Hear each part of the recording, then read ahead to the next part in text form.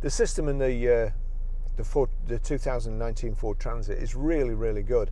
It's got great functionality. You can use it via Bluetooth for your hands-free calling, your audio streaming and so on. But if you actually plug it in, plug the USB to your phone here, you can see there, hey Siri,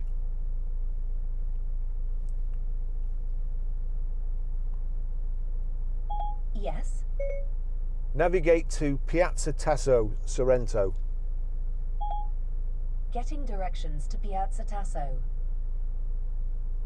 Now it's asking me if I want to end navigation because it's already got one, so I just end navigation. There you go, Piazza Tasso, Sorrento. Route to Piazza Torquato Tasso 34. Proceed to Troy Road. Then turn left. And it's telling me there it's 1,470 miles. It's going to take me 24 hours to get there, and honestly, if I could, I'd set off now.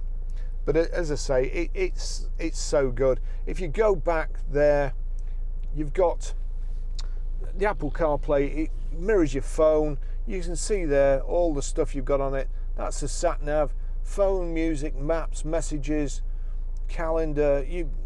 I've never tried that, but yep, there you go. So back there, your audio books. There you go.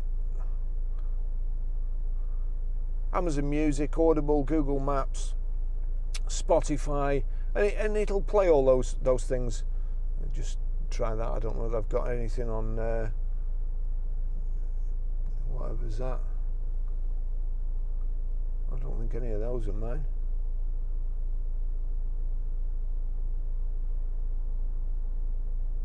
I think those must be, oh, my library. Here we go. Playlists.